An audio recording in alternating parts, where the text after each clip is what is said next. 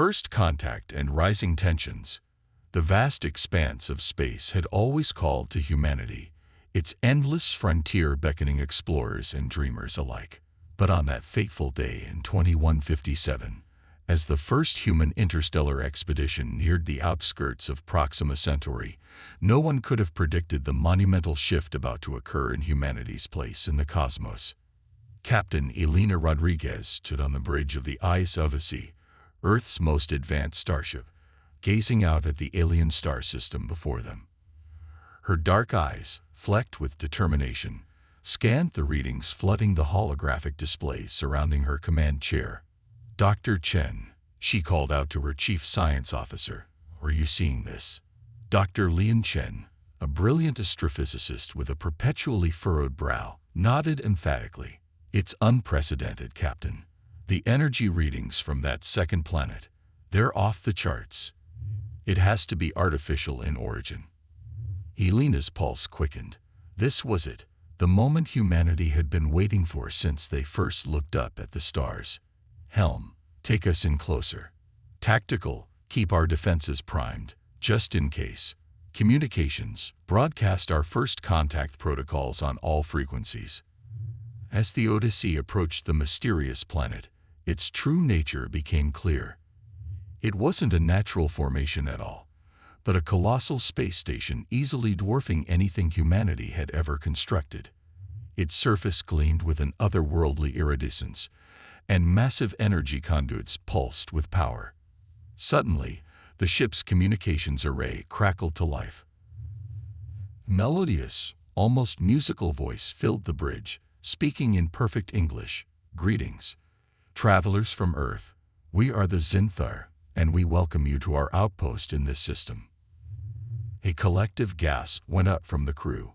The aliens not only knew who they were but spoke their language flawlessly. Elena composed herself quickly, responding with the carefully prepared first contact message. "Greetings, Zinthar. We come in peace, seeking knowledge and friendship. Your journey is known to us." The alien voice continued. "We have observed your civilization for some time. Please dock with our station. We have much to discuss." As the Odyssey maneuvered towards the indicated docking port, Elena couldn't shake a feeling of unease. How long had these aliens been watching humanity, and why reveal themselves now? The docking procedure went smoothly, a testament to the advanced technology of the Zinthar. As the airlock cycled, Elena led a small delegation to meet their alien hosts. The corridor beyond was bathed in a soft azure light that seemed to emanate from the walls themselves. They didn't have to wait long before the Zinthar appeared. The aliens were tall, easily 7 feet in height, with slender, graceful bodies covered in fine, iridescent scales. Their faces were vaguely humanoid, but with large, multifaceted eyes that shimmered with intelligence. The lead Zinthar stepped forward, bowing slightly. "I'm Sandor, overseer of this outpost.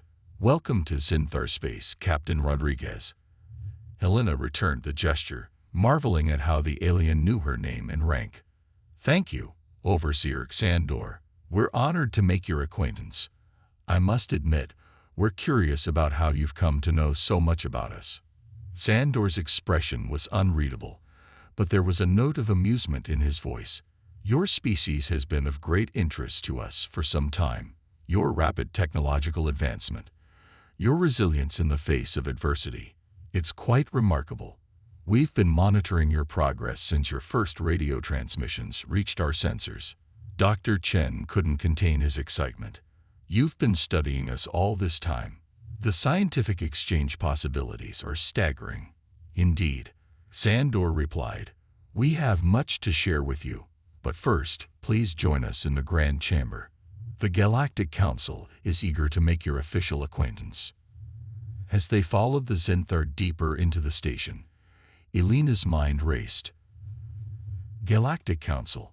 Just how vast was the interstellar community they were about to join? The Grand Chamber lived up to its name. It was a colossal circular room with a domed ceiling that seemed to display a real-time map of the galaxy.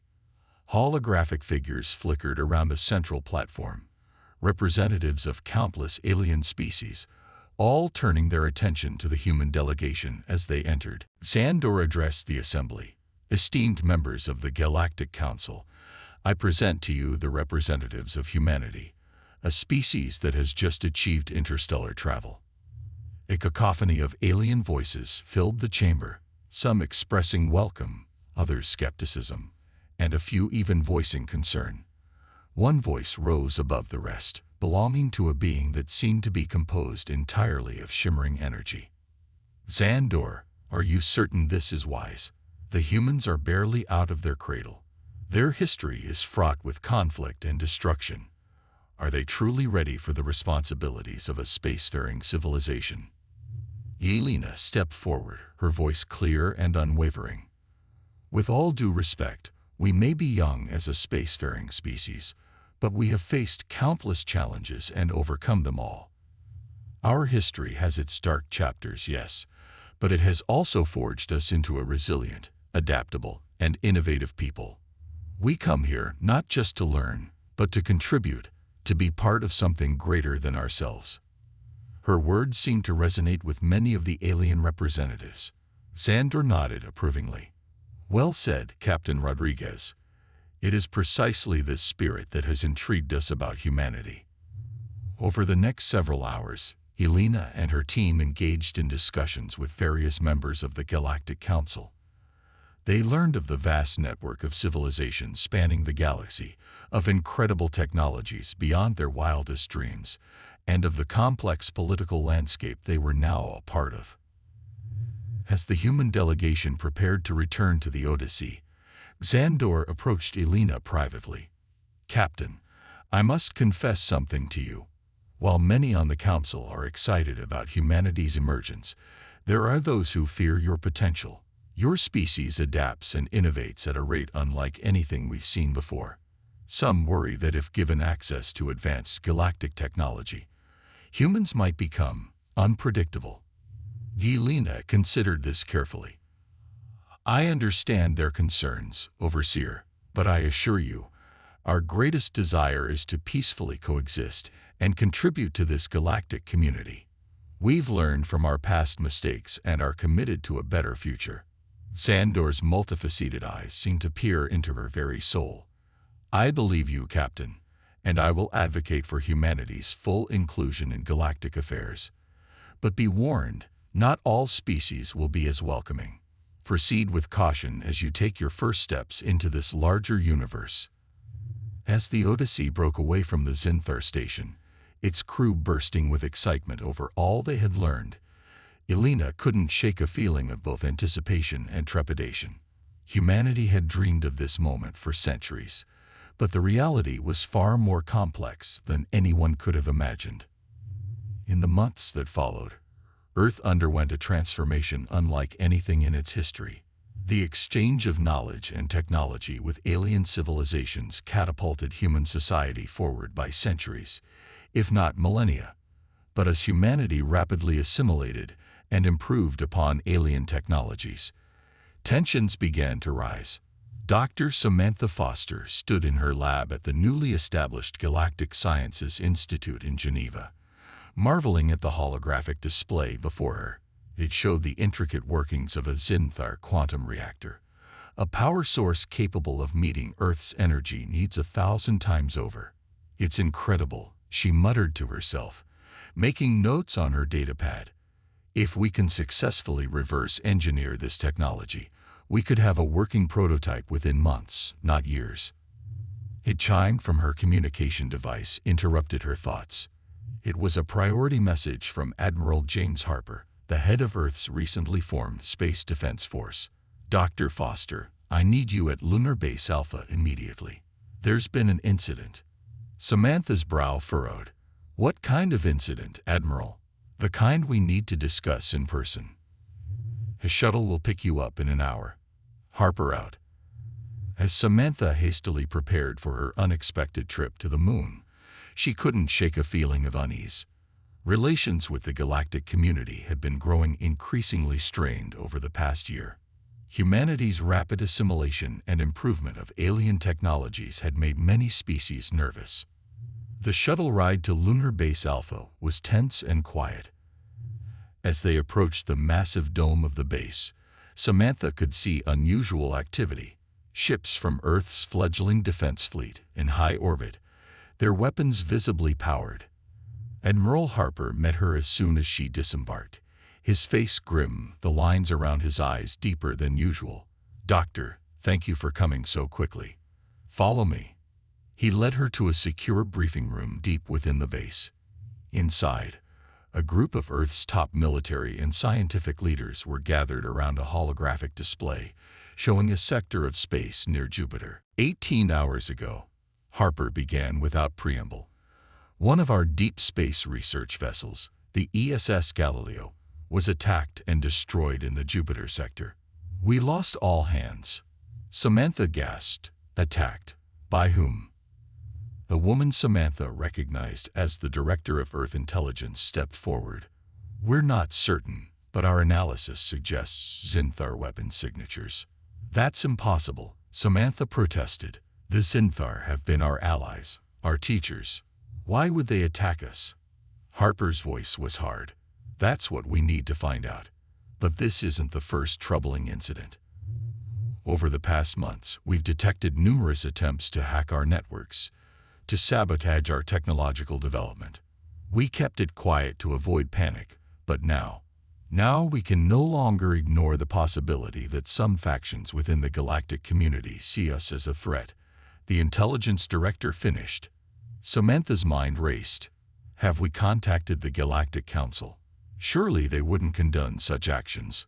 "We've tried," Harper replied, "but our usual channels of communication have been mysteriously silent. It's as if we're being isolated." The implications were staggering.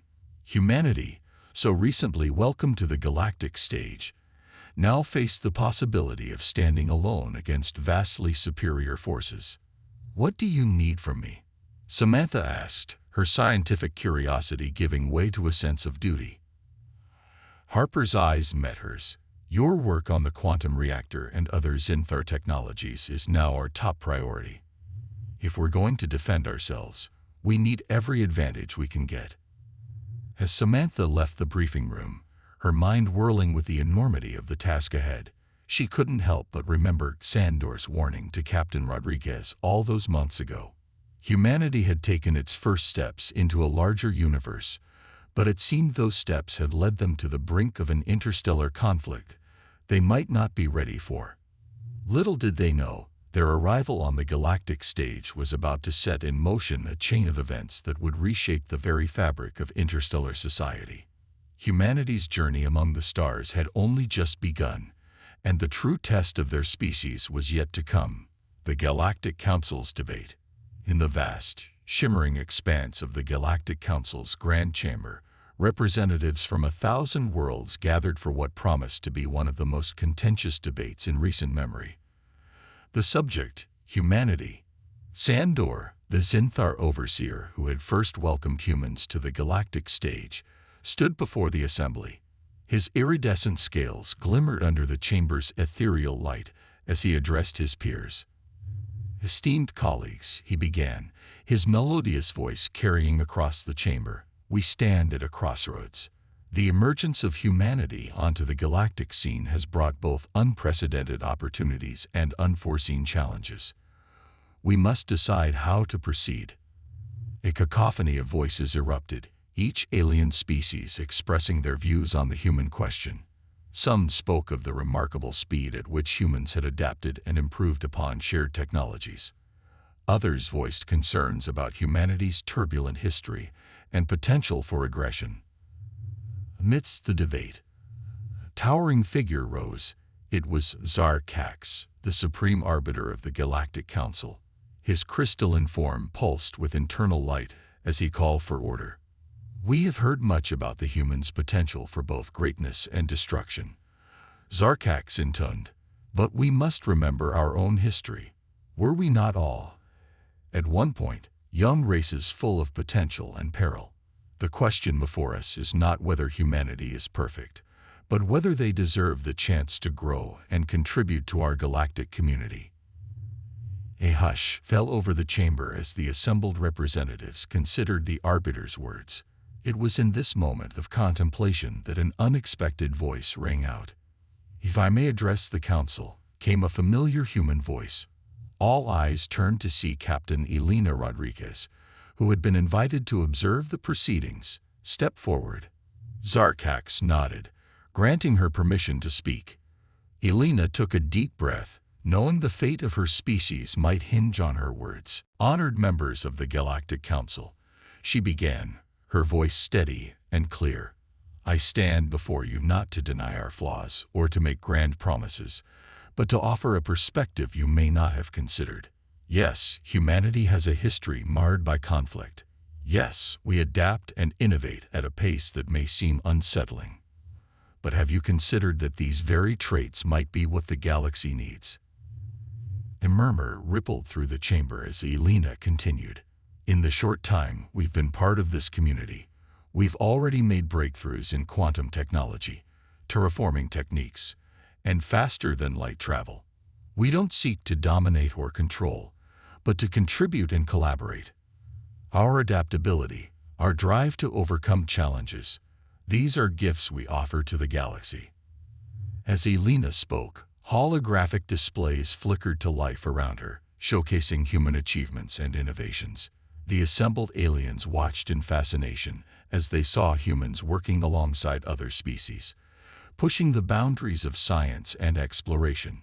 "We stand ready to face any trial, to prove our worth not through words, but through actions," Elena concluded. "All we ask is for the chance to show you what humanity can truly achieve when we work together with the galaxy's greatest minds." As Elena stepped back, the chamber erupted into discussion once more. But this time, the tone had shifted. Many who had been skeptical now spoke of the potential benefits of human innovation. Others, however, remained unconvinced. It was Sandor who finally brought the debate to a head. "My fellow council members, I propose a compromise. Let us not rush to judgment, nor let fear guide our actions. Instead, let us establish a probationary period. We will continue to work with humans, to guide and observe them. If they prove themselves worthy, we shall welcome them fully into our community. If not, we shall take appropriate measures." The vote that followed was close, but in the end, Xandor's proposal passed. Humanity would be given a chance to prove itself on the galactic stage. As the council session adjourned, Elena found herself approached by Zarkax. The crystalline being's voice was like the chiming of distant bells as he spoke. "You have bought your people time, Captain Rodriguez. But be warned, not all in this chamber wish to see humanity succeed. There are those who fear your potential, who would rather see your species contained. Or worse." Elena nodded solemnly. "We understand the magnitude of this opportunity, Arbiter. We won't let you down." As she prepared to return to Earth with news of the Council's decision, Elena couldn't shake a feeling of unease. They had won a reprieve, but the real challenge was just beginning. Humanity would need to prove itself worthy of its place among the stars, and quickly. Part 3. Humanity's Unexpected Response. The news of the Galactic Council's decision spread across Earth like wildfire. Humanity had been given a chance, but also a challenge. The response was not what anyone, human or alien, had expected. In the weeks that followed, a remarkable transformation swept across the planet. Instead of fear or resentment at being put on probation, humans embraced the challenge with characteristic determination and creativity. Dr. Samantha Foster stood before a packed auditorium at the United Nations headquarters in New York. The audience was a mix of human leaders and alien observers, all eager to hear the latest developments from Earth's scientific community. "Ladies, gentlemen, and honored guests," Samantha began, her voice steady despite the butterflies in her stomach. "Today, I'm proud to announce a breakthrough that could revolutionize our approach to interstellar travel." With a wave of her hand, a holographic display sprang to life behind her. It showed a complex series of equations and diagrams that left even the alien observers murmuring in surprise. By combining Zinthar quantum principles with human chaos theory, we've developed a new form of faster-than-light travel. We call it the probability drive. It doesn't just move a ship through space. It calculates the most likely position of the ship's destination and brings the 2 points together. The audience erupted in a mix of gasps and excited chatter. An alien observer, a being of pure energy named Lux Aura, floated forward. "Dr. Foster, are you saying you found a way to essentially fold space itself?" Samantha nodded, a smile playing at her lips. "In layman's terms, yes. But more importantly, this technology has applications beyond just travel. We believe it could be used to revolutionize communication, energy distribution, even terraforming."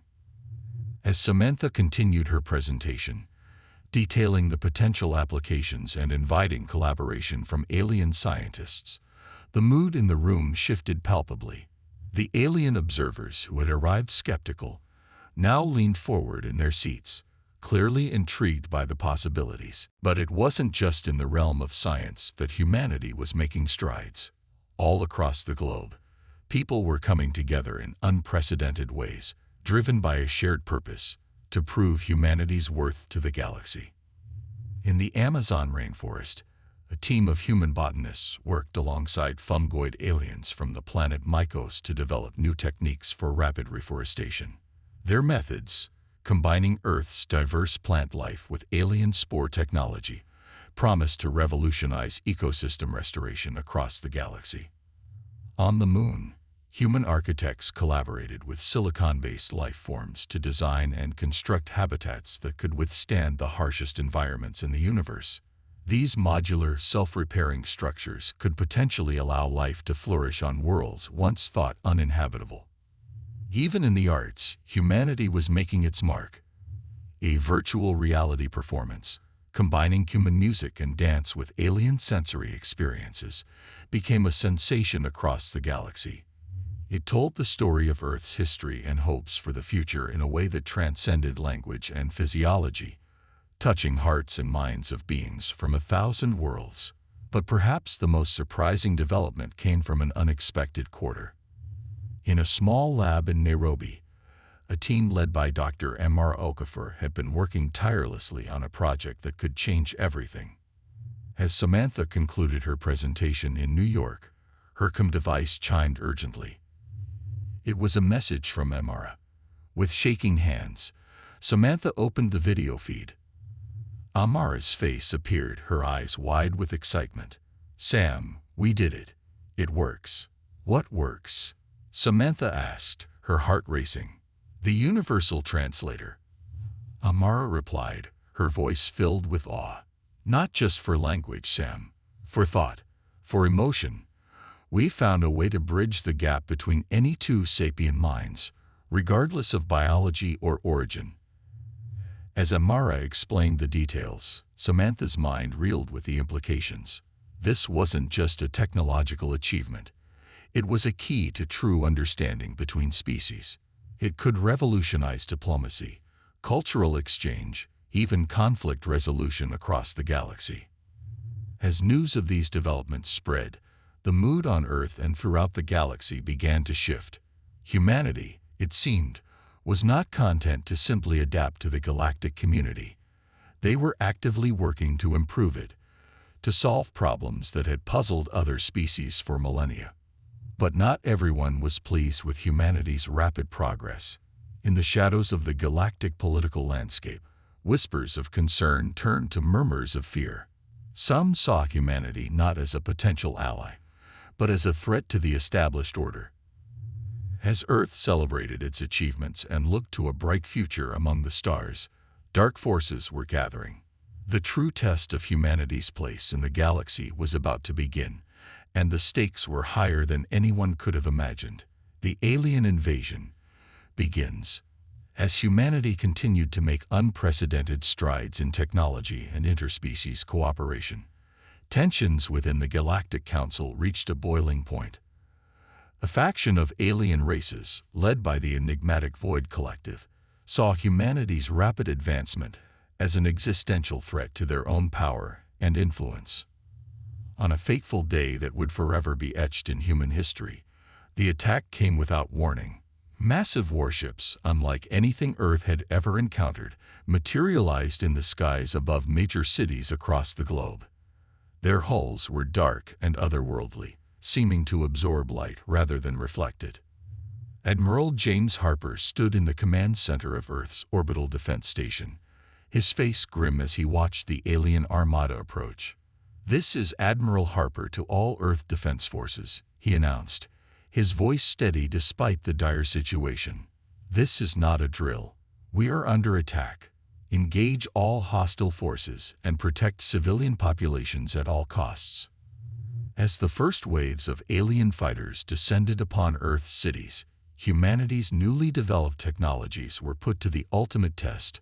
The probability drive, initially designed for faster-than-light travel, was hastily adapted into a defense system. It allowed human ships to appear and disappear across the battlefield, confounding the alien attackers. Dr. Samantha Foster worked feverishly in her lab, coordinating with scientists around the world to repurpose their innovations for defense. "We need to find a way to disrupt their communication," she shouted over the chaos. "If we can isolate their ships, we might stand a chance." As the battle raged in space and in the skies above Earth, something remarkable began to happen on the ground.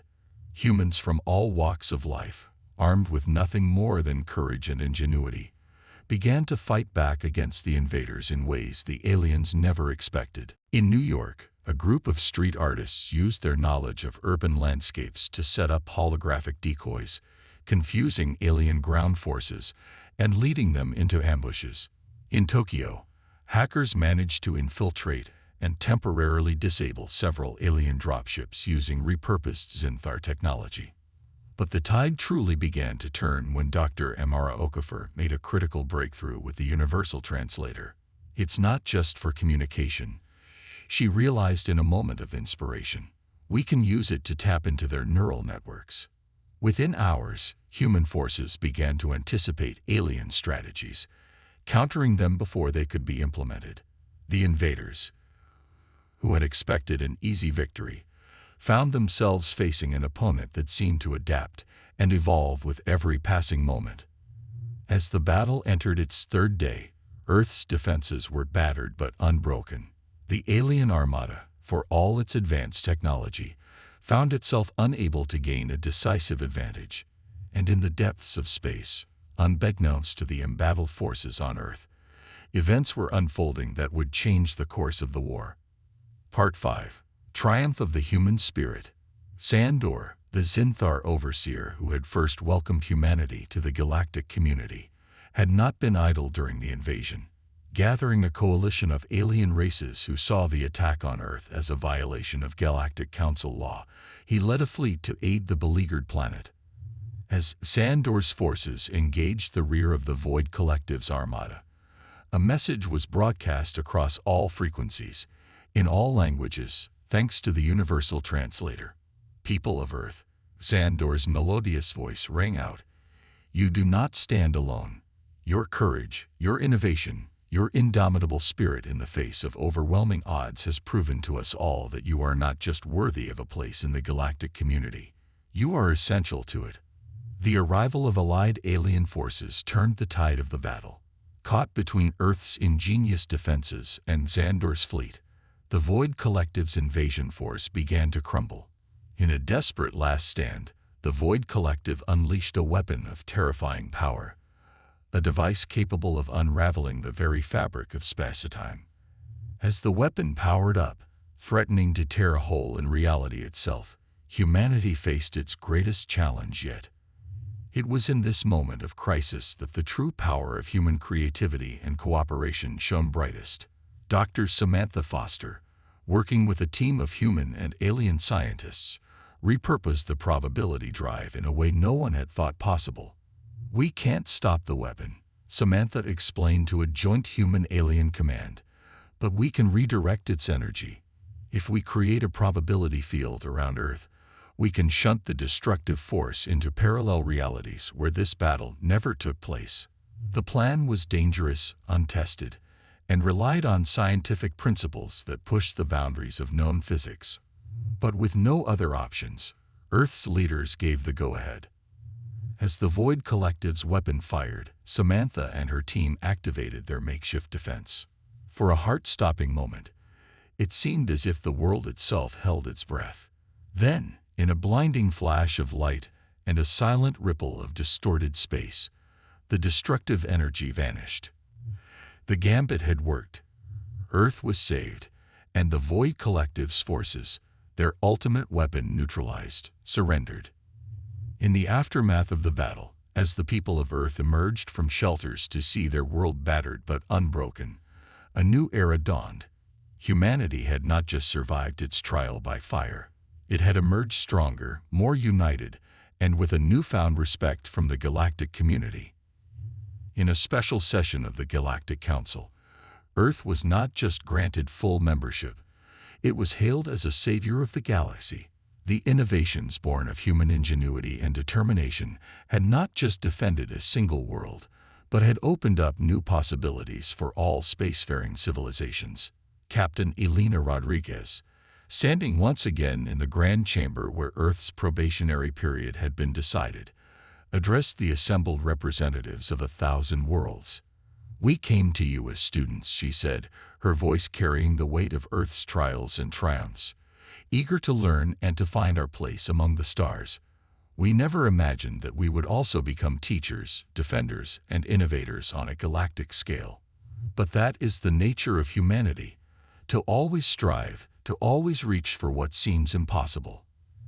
As Elena spoke, holographic displays showed scenes from Earth, of humans and aliens working side by side to rebuild, to heal, and to push the boundaries of science and understanding even further. "We do not see the galaxy as a place to conquer," Elena continued, "but as a vast frontier of knowledge and wonder to explore together. The challenges we faced have only strengthened our resolve to be worthy partners in this grand cosmic adventure." As applause filled the chamber, Sandor approached Elena, his multifaceted eyes shimmering with what could only be described as pride. "When I first welcomed your people to the stars," he said, "I saw potential, but you have exceeded even my wildest hopes. The galaxy will never be the same, and that, my friend, is a very good thing." As news of Earth's triumph and newfound status spread across the cosmos, a sense of excitement and possibility swept through the galactic community. Humanity had proven that innovation, adaptability, and an unwavering spirit could overcome even the greatest of challenges. The stars, once so distant and forbidding, now beckoned with the promise of new discoveries, new alliances, and a future brighter than anyone could have imagined. Humanity's journey among the stars had only just begun, and the greatest adventures still lay ahead.